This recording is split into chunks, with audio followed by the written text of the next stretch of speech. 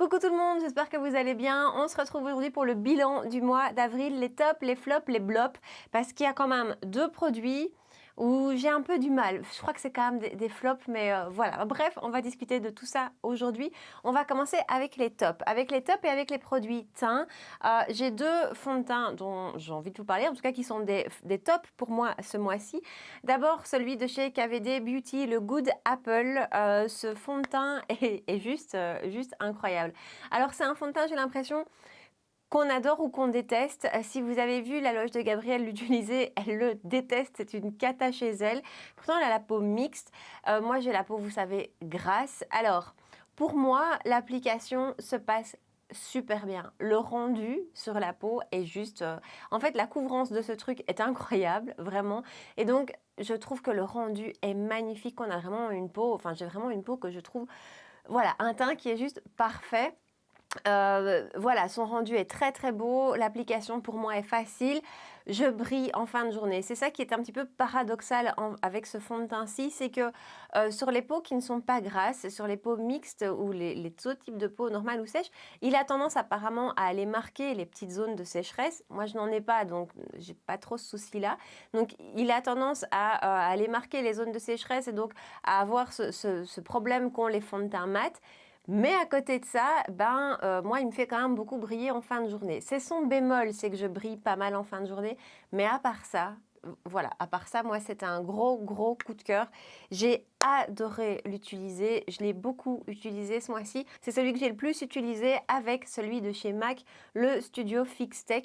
Je suis vraiment dans ce type de texture qui me plaît pour le moment. Je ne sais pas pourquoi. J'adore utiliser ce genre de texture crème en fait. Donc ce sont vraiment deux textures crème. Lui est d'une finesse absolument incroyable et il a ce côté quand on l'applique, je ne vais pas dire gras, mais celui-ci a une texture plus sèche. C'est une texture crème qui devient une texture poudre un peu plus sèche que celui-ci quand on l'applique. C'est pas du tout péjoratif, hein. Je veux dire, il a moins ce côté gras, et c'est pas le bon mot, j'arrive pas à trouver le bon mot, que le Good Apple. Il a beaucoup moins de couvrance que le Good Apple, ça n'a rien à voir. C'est celui que je porte encore aujourd'hui. C'est vraiment un fond de teint de tous les jours en fait. Et c'est ça que j'adore. Je trouve que l'application est super facile. J'aime beaucoup son rendu. Voilà, je ne lui trouve que des qualités. Je brille aussi en fin de journée. J'ai la peau grasse, il n'y a rien à faire. Mais c'est pas un fond de teint mat asséchant, pas du tout. Il a un fini, je dirais plutôt semi-mat. Et c'est pas du tout mat asséchant. Donc voilà, c'est quelque chose que je trouve... Voilà, c'est un fond de teint que je trouve absolument top au quotidien. Aujourd'hui, voilà, les beaux jours arrivent, il commence à faire un petit peu plus chaud, quoique je m'emballe, il fait pas très chaud. Mais bon, je sais que quand l'été sera là, j'utiliserai pas le Good Apple parce que je brille plus avec lui et qu'il a cette haute couvrance et que moi, de la haute couvrance, c'est plutôt ce que je recherche. Voilà, donc, quand il fait un peu plus froid, en automne, en hiver. Pour l'été, j'aime mieux quelque chose d'un peu plus naturel. Celui-ci, il est beaucoup plus. Celui-ci, par sa couvrance... on a un rendu moins naturel que celui-ci. Mais donc voilà, le Studio Fix Tech, je l'aime beaucoup. Je vous l'ai montré en vidéo, mais voilà, coup de cœur sur ces deux fonds de teint. Et alors en anti-cerne, on en a parlé ensemble en tout début de mois, mais le Tarte, le Ultra Creamy Shape Tape, je le trouve top. Alors vraiment, je le trouve super. Autant la version classique ne me convient, mais alors... tellement pas. Autant celui-ci, je le trouve vraiment très chouette. Il a une très belle couvrance, moins haute que le Shape Tape, mais quand même néanmoins largement suffisante. Il s'applique super facilement. J'essaye de pas le poudrer et franchement sur moi ça va, je trouve qu'il bouge pas trop. Je dois peut-être le retapoter une fois ou deux dans l'heure qui suit l'application, mais après il bouge plus. Je sais que pour tout le monde ça se passe pas comme ça, je crois qu'il y en a qui doivent vraiment le poudrer. Moi ça se passe bien sans le poudrer, ce que je préfère parce que dès que je poudre je trouve que ça marque. Mais voilà, lui je le trouve absolument top. J'ai la teinte 20B, ouais, voilà.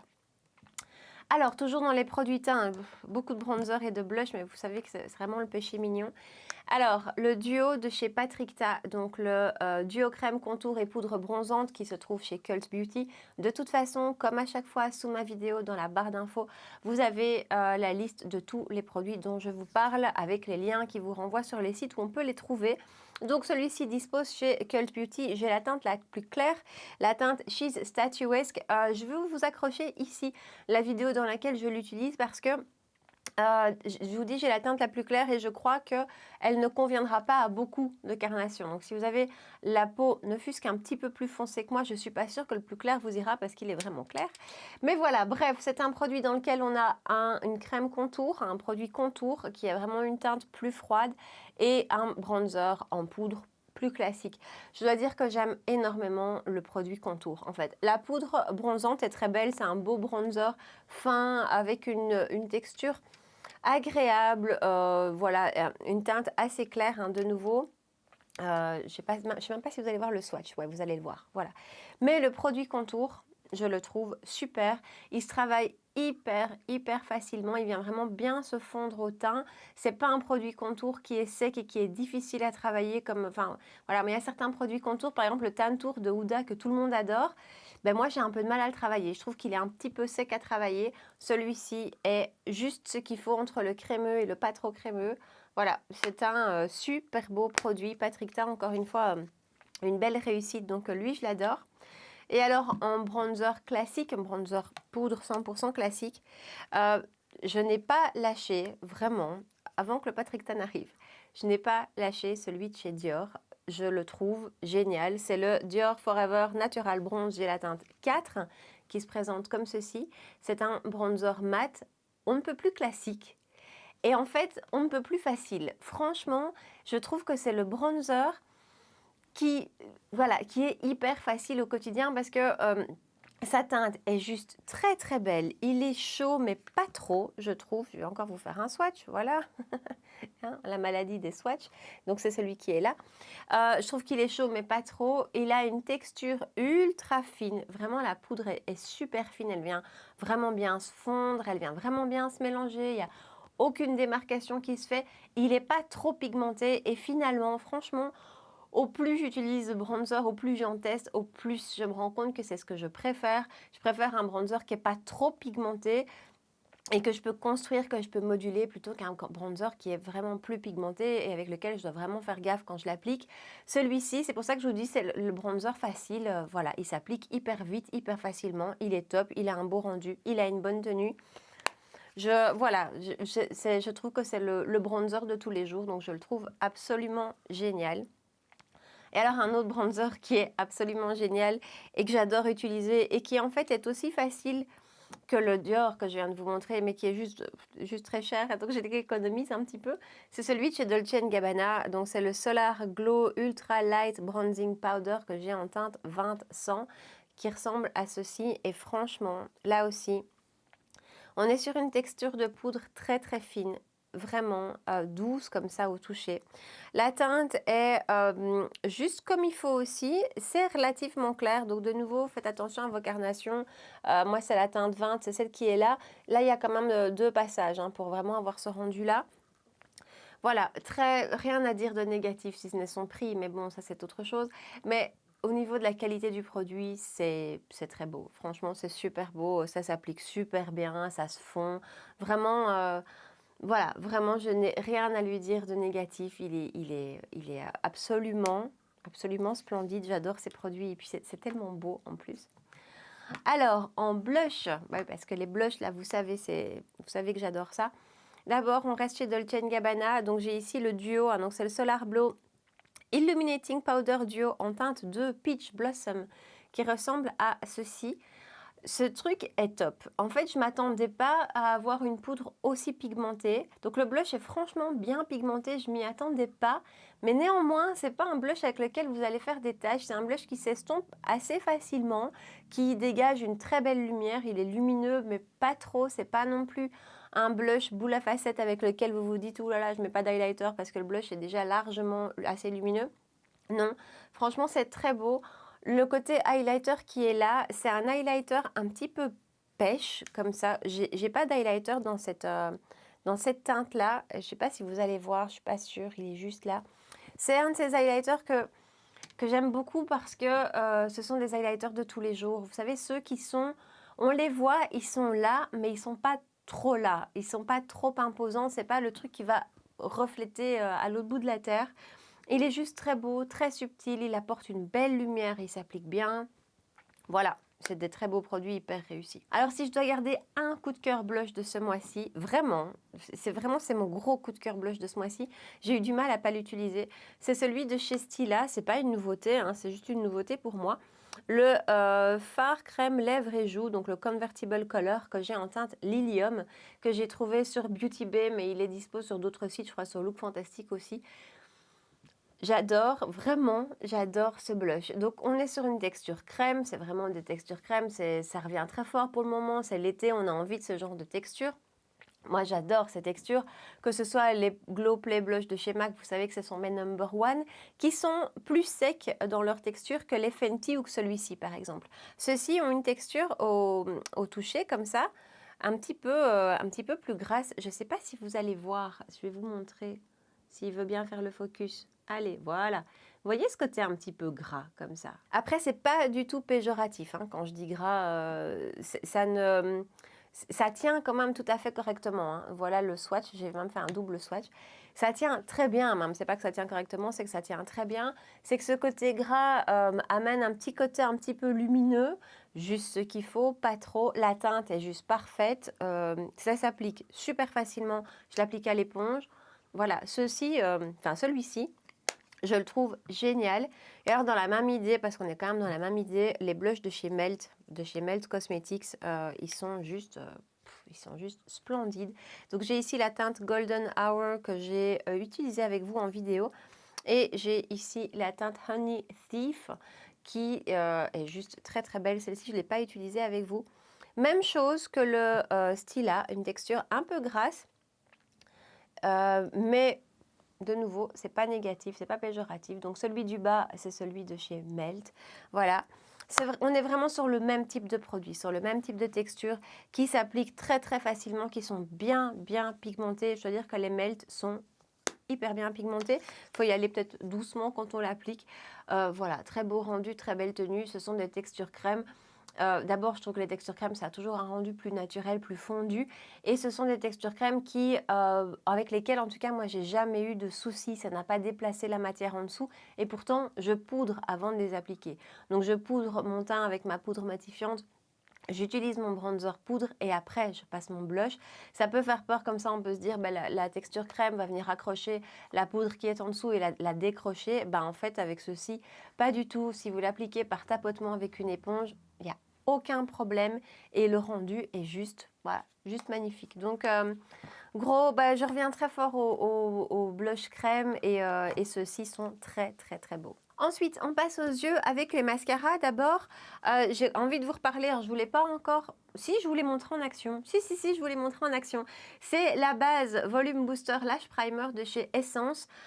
Ce petit truc est super. Franchement, si vous utilisez des bases à mascara, elle est vraiment très, très bien. J'ai terminé celle de chez Dior que j'utilisais avant, qui était très bien, mais alors il y a un gap, c'est 10 fois moins cher ça, celui-ci, enfin peut-être un peu moins, mais je crois que c'est 3,50 €.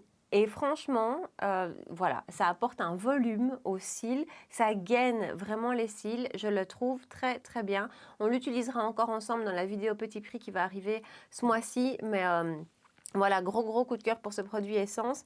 Et alors en mascara, il y en a deux dont je vous parle aujourd'hui. Bien sûr, vous y attendez, celui de chez Suede, le Pro Lash Lift Mascara. Ce mascara dont on parle beaucoup et qui franchement, c'est mérité. Il est très très beau. Il allonge, il sépare. Alors je vous avais dit que je trouvais qu'il manquait un petit peu de volume. Et en fait, plus le produit sèche, maintenant ça fait 2 ou 3 semaines qu'il est ouvert et je trouve que la texture a changé et la texture est beaucoup plus facile à travailler, plus rapide à travailler et m'apporte un petit peu plus de volume. Les premiers jours où je l'utilisais, je trouve qu'il était un petit peu trop liquide. Maintenant il a maintenant la consistance qui est juste nickel. Donc celui-ci est incroyable, il ne bouge pas. Et vous savez que ça chez moi c'est important, il ne bouge pas d'un poil. De nouveau, les premiers jours il avait un tout petit peu coulé et puis je vous dis cette texture a changé, la matière a un petit peu changé. Maintenant il ne bouge plus du tout. Donc ça c'est un gros point fort. Il est un petit peu difficile à démaquiller. Voilà, ça il faut le noter quand même. Il est un petit peu difficile à démaquiller, mais bon, moi avec mon baume démaquillant, ça part quand même franchement sans problème. Mais donc voilà, celui-ci est top. Et alors en fait, lui aussi, en fait, plus il est ouvert, plus je l'aime. C'est le Sky High de chez Maybelline. Même chose, lui, quand je l'ai testé la première fois, je me suis dit, ouais, bof, on en fait tout un foin et je trouve pas ça incroyable. Et bien en fait, même chose, maintenant qu'il est ouvert depuis plusieurs semaines, je le trouve canon. Je trouve qu'il a un très très beau rendu, il allonge vraiment bien les cils, il tient super bien aussi. Ce sont les deux que j'utilise tout le temps, avec un troisième dont on parlera bientôt. Mais voilà, ces deux mascaras-ci, je les trouve absolument top. Alors, toujours pour les yeux, on passe aux palettes et je n'en ai que deux dans mes tops à vous présenter. Alors, celle de chez Natasha Denona, la 28 pan Green Brown, que je vous ai montré en action une fois. Franchement, voilà, cette palette est juste... Elle est vraiment splendide, elle est vraiment magnifique, je ne sais rien vous dire d'autre. Je l'ai pas mal utilisée ce mois-ci en fait. C'est pour ça que je vous la montre et en fait tous les looks que j'ai fait avec, j'ai trouvé ça magnifique. La tenue des fards est super bonne, ça se travaille, enfin c'est du Natasha Denona quoi, ça se travaille super bien, les lumineux sont vraiment impactants. Voilà, elle est horriblement chère, hein, donc on ne va pas s'attarder non plus des heures. Elle va maintenant, je pense, retourner rejoindre ses copines et je vais un peu moins l'utiliser parce que c'est quand même plus des teintes automnales. Mais qu'est-ce qu'elle est belle, quoi. Natasha Denona, il n'y a rien à faire. C'est gage de qualité pour moi, en tout cas. Et la seconde palette dont je vous parle, que je ne vous ai pas encore montrée en action, mais je voulais vous la montrer parce que vraiment, je l'ai trouvée top. Et donc, je voulais qu'elle soit dans la vidéo de ce mois-ci parce que je l'ai trouvée top. Depuis que je l'ai et que je l'utilise, je la trouve vraiment super. Elle arrive dans la prochaine vidéo, je vous la mets en action. C'est la tartelette Juicy de chez Tarte. C'est ma première palette de la marque et franchement, rien à dire, je la trouve géniale. Voilà, je vous en dis pas plus parce que dans la vidéo de mercredi, on en parle en long, en large, en travers. Mais donc, je voulais quand même vous la mentionner parce que c'est une de celles que j'ai vraiment apprécié utiliser ce mois-ci. Et dernière chose pour les yeux dans mes tops, c'est ceci. C'est les monos qui viennent de sortir chez Melt en même temps que la palette Mary Jane. Ce sont les Glitter Pot et j'ai la teinte Burnout. Alors même chose, je ne l'ai pas encore utilisé avec vous. Je ne sais pas si on l'utilisera parce que c'est quand même quelque chose... Moi qui vous fais souvent des looks hyper faciles à porter au quotidien, hyper rapides, on est dans quelque chose de ultra pailleté. Alors c'est un fard mono un peu texture gel. Même pas un peu, hein. C'est même un peu rafraîchissant comme ça quand vous le mettez. Et ce sont des grosses paillettes. C'est pas que c'est juste un fard lumineux, c'est des grosses paillettes. J'essaye de vous faire... Voilà. C'est vraiment des grosses paillettes. Mais qu'est-ce que c'est beau! Franchement, il en faut très peu. Juste un petit tapotement comme ça sur la paupière, l'impact est immédiat. C'est vraiment peu de le dire. La tenue est très bonne. Enfin... Voilà, c'est un super beau produit si vous aimez les paillettes, si vous cherchez quelque chose, des grosses paillettes comme ça, c'est super beau et je vous dis, la tenue est excellente en plus. Donc voilà, maintenant, c'est peut-être des teintes, c'est même très certainement des teintes qu'on ne va pas forcément utiliser pour le moment, mais le produit en lui-même, je le trouve top. Ensuite, on passe aux produits lèvres. Vous savez que pour le moment, je suis vraiment dans une phase où j'ai envie de baume à lèvres, où j'ai envie de cette sensation d'hydratation, de confort sur la lèvre. J'ai plus du tout envie de porter des rouges à lèvres mat en fait. Déjà, je trouve que sous le masque, c'est quand même plus confortable d'avoir quelque chose un petit peu hydratant. Et puis même, hein, moi tout court, j'ai plus forcément pour le moment envie de cette texture mat un peu asséchante. Et donc, je suis très fort dans un mood baume à lèvres que je trouve plus facile à porter que des rouges à lèvres crémeux. De nouveau, avec le masque, on a moins ce problème de transfert. Donc voilà, donc je suis vraiment dans ma phase baume à lèvres. Les premiers que je suis en train de collectionner, en fait, ce sont ceux de chez MAC, les Glow Play Baume. J'en ai 3 teintes maintenant de la collection Cherry Blossom. Donc, il y a 3 teintes, il y a eu 4 teintes, je pense, dans la collection Cherry Blossom. Et puis, sont sortis en collection permanente les Glow Play Baume avec ce packaging-ci. C'est le même produit, hein, juste si je vous compare. Voilà, les Cherry Blossom ressemblent à ça, c'est juste le packaging qui est différent, mais le produit est le même. Il y a d'ailleurs une teinte de cette collection-ci, la teinte Floral Coral, qu'on retrouve dans la collection basique. Bref, j'adore ces trucs. Franchement, c'est hyper agréable à porter. C'est teinté quand même. Ici, vous avez la teinte Rouge Awakening, donc c'est quand même teinté. Ça a ce côté hydratant, c'est pas du tout collant. Voilà, je suis vraiment dans mon délire baume et ceux de chez MAC, je les trouve excellents. Du coup, je vous parle de ceux de chez Gucci. Je vous en ai parlé dans ma vidéo Get Ready With Me qu'on a fait ensemble il n'y a pas longtemps. Je suis mitigée en fait. Il y en a un que je pourrais mettre en flop, il y en a un que je pourrais mettre en top. Je m'explique. J'ai deux teintes. La première teinte ici, c'est la teinte Julie Blush qui est vraiment une teinte nude. Voilà. Et quand je vous le swatch, voilà. Ça, c'est deux passages quand même. C'est pas pigmenté du tout. Alors, ça reste un baume à lèvres et c'est très hydratant, c'est très agréable à porter, tout ça. Franchement, j'ai rien à dire de ce côté-là. Mais niveau pigmentation, on n'a pas grand-chose, c'est vraiment un baume à lèvres. Pour le coup, je préfère le MAC qui est pratiquement 2 fois moins cher et qui, lui, a en plus un côté plus pigmenté qui va vraiment teinter la lèvre. À côté de ça, chez Gucci, si vous allez chercher une autre teinte nettement plus vive, j'ai la teinte 25 ici, qui est un rouge. Si je vous fais deux passages, voilà. Vous voyez, donc en fait, je mettrai le rouge dans mes tops parce que je l'adore. Je l'ai porté 2 fois ce mois-ci, je pense, pas énormément, mais quand même. Et en fait, ça a vraiment le rendu d'un rouge à lèvres, la pigmentation d'un rouge à lèvres avec le confort d'un baume. Donc, c'est tout ce que je lui demande. J'adore. L'autre, par contre, le corail, je le mettrai en flop parce que en soi, à part son packaging qui est très très joli, je préfère franchement ceux de chez MAC. Donc, voilà. Toujours dans cette idée baume à lèvres teinté, la palme revient à ceux de chez ELF. ELF remporte le rapport qualité-prix, voilà, de loin. C'est celui que je porte aujourd'hui. Celui-ci, c'est la teinte enjouée, voilà. Je vous avais dit, j'ai eu un kit en fait. Donc ça, c'est un kit qui est sorti pour le Nouvel An chinois. Il y avait 4 baumes à lèvres dedans. J'ai eu ce kit à moins 60%. Gardez toujours l'œil sur les promos chez ELF, ça vaut la peine. Bref, ils sont super. Ils sont bien pigmentés, franchement, même chose. Si on parle de pigmentation, je vais vous le faire là. Ils sont bien pigmentés. Il est juste là. Il y a 3 passages sur celui-là. Je me suis un peu emballée. Mais donc, ils sont bien pigmentés. Vous voyez, c'est ce que je porte aujourd'hui. Hydratant, confortable. Tient, alors ça reste un baume à lèvres, mais ça tient quand même un petit peu. Ça a, ça a cette odeur, pardon, de pastèque qui est super agréable. Enfin, moi, j'adore la pastèque.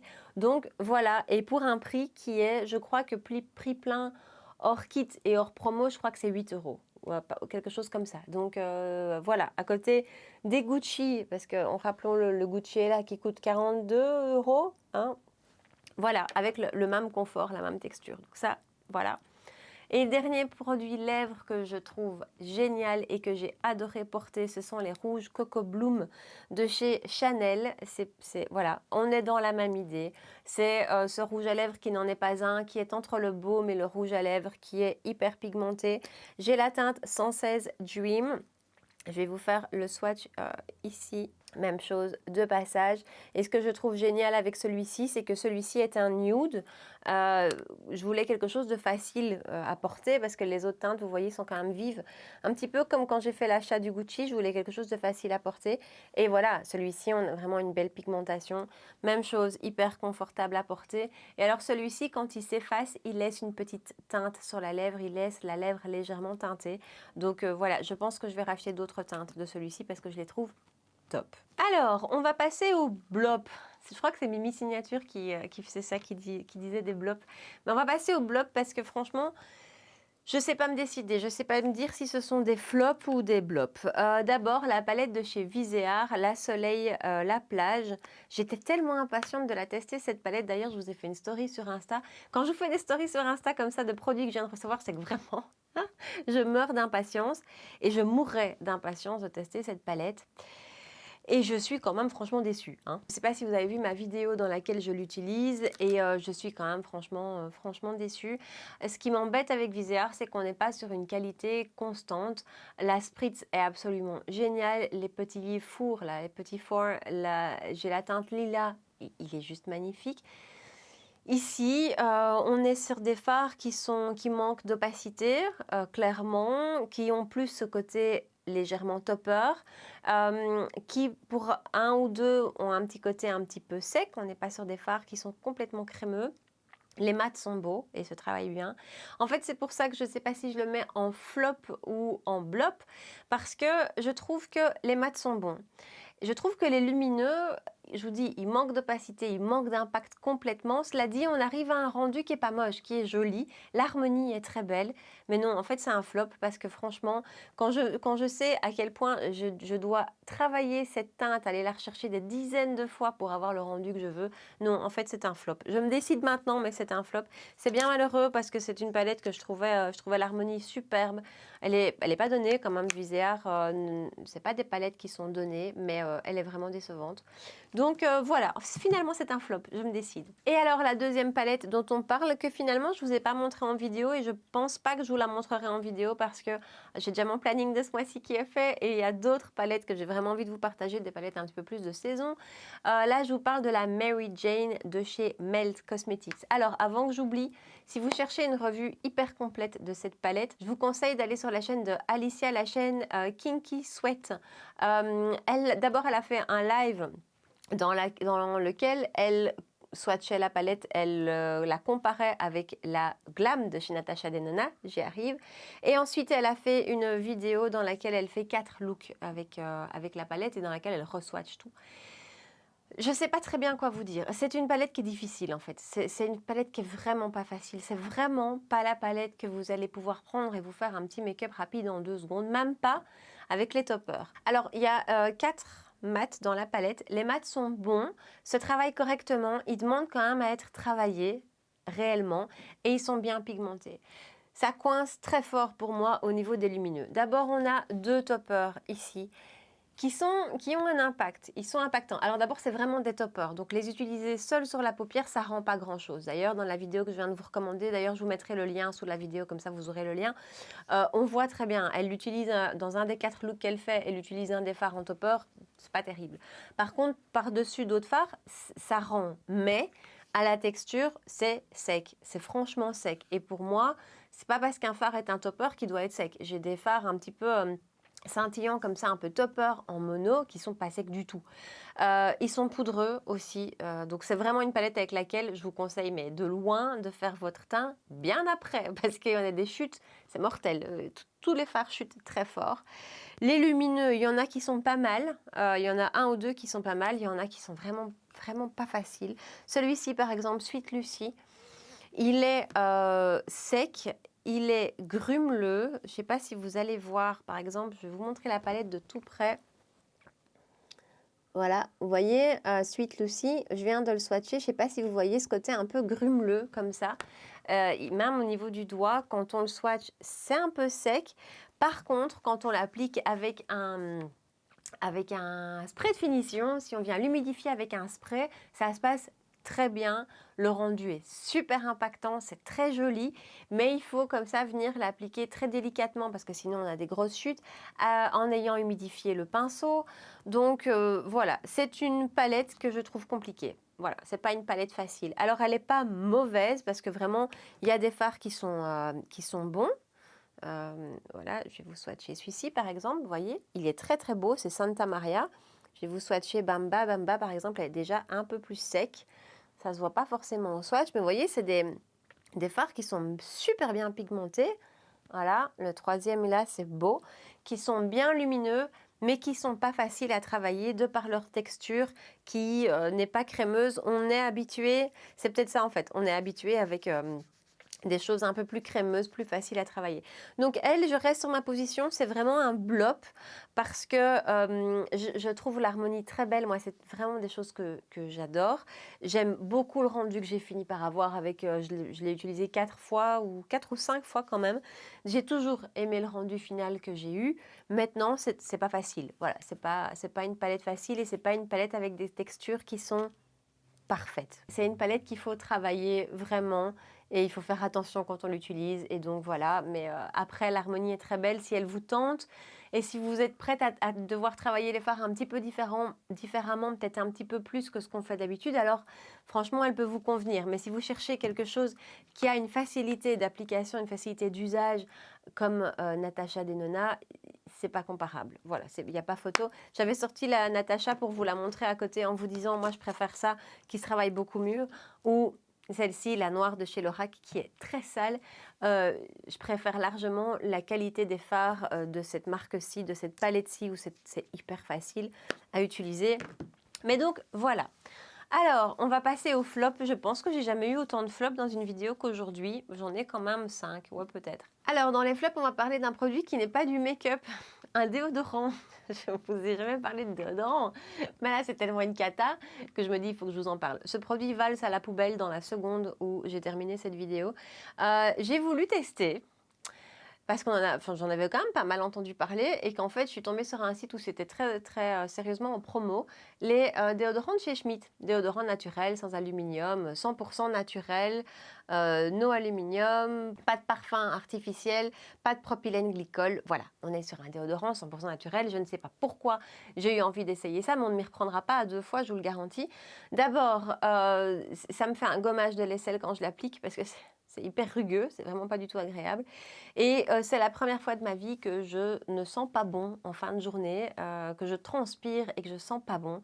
Donc voilà, j'avais envie de vous en parler parce que je voudrais avoir votre avis. Il y en a peut-être, et attention, ce que je dis là, c'est mon expérience à moi, hein. Je ne dis pas que c'est un mauvais produit et je ne dis pas que ça ne peut pas convenir à d'autres.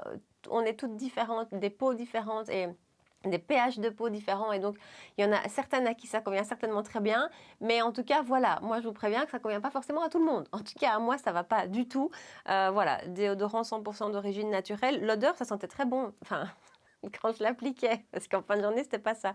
Donc j'avais pris l'odeur bergamote lime, mais voilà, grosse cata ce déodorant, plus jamais. Alors on revient au make-up et on va parler d'un produit que j'ai pas encore utilisé avec vous en vidéo et je pense pas que je l'utiliserai parce que ça ne me convient pas du tout.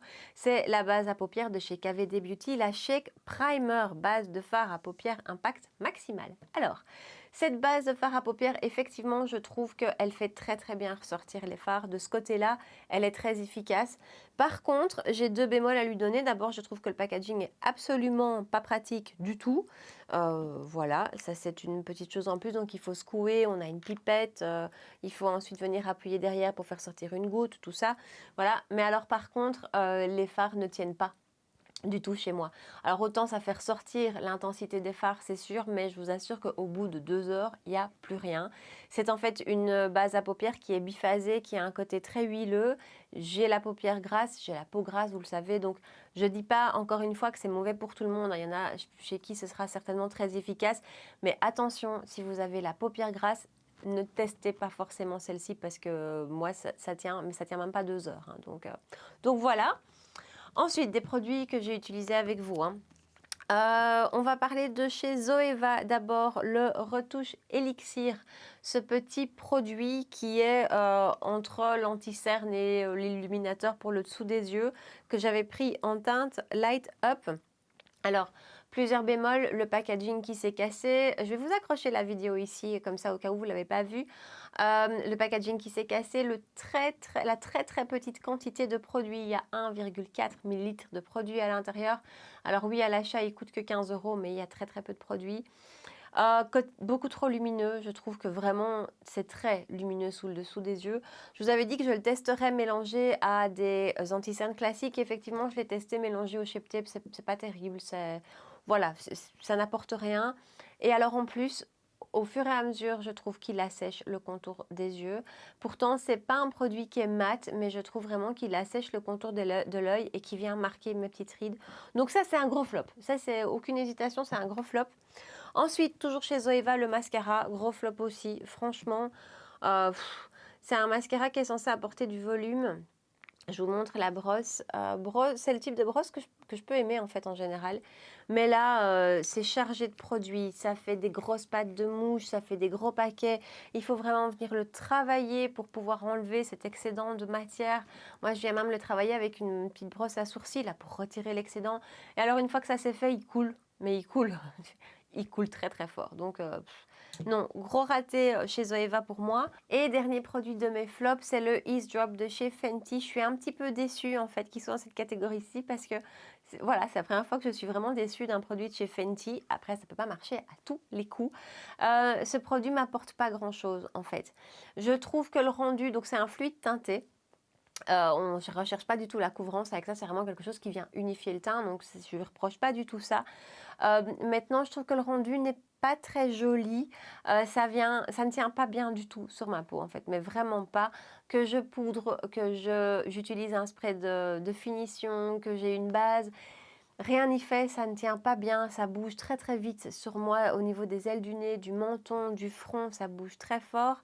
Ça a tendance aussi à marquer un petit peu, je trouve, la peau. Voilà, en fait, c'est un produit sur lequel j'ai pas eu envie de retourner. Autant le KVD ou le MAC, c'est des produits que j'ai envie de réutiliser, autant celui-ci, voilà, c'est pas du tout un coup de cœur pour moi. Maintenant, attention, je vous parle de mon ressenti à moi avec ma peau. Je l'ai testé sur une amie qui a une peau normale. Ça s'est beaucoup, beaucoup mieux passé pour elle que pour moi. Donc voilà, ça c'est à noter aussi. Rihanna vient d'annoncer la sortie d'un produit un petit peu qui a l'air, si j'ai bien vu, un petit peu hybride entre l'anti-cerne et le correcteur. Ça, je suis très tentée. En fait, les produits Fenty, j'ai toujours très envie de les essayer. Donc voilà pour la vidéo bilan du mois d'avril, les tops, les flops, les blops du mois d'avril. J'espère que vous avez passé un bon moment avec moi et que cette vidéo-ci vous a plu. Dites-moi ici en bas dans les commentaires quels sont vos gros tops et vos gros flops du mois, des gros coups de cœur ou à l'inverse des grosses déceptions. Voilà, partagez-moi tout ça ici en bas. N'hésitez pas non plus à venir me rejoindre sur Instagram, à me laisser des petits messages. C'est toujours vraiment un plaisir de papoter avec vous, de partager avec vous. Donc voilà, si la vidéo vous a plu, n'hésitez pas à me laisser un petit pouce sous la vidéo et à vous abonner à ma chaîne si ce n'est pas encore fait. On se retrouve 2 fois par semaine pour des vidéos make-up, les mercredis et les dimanches soirs. Voilà, en attendant, je vous souhaite une super belle soirée et je vous dis à très bientôt. Ciao!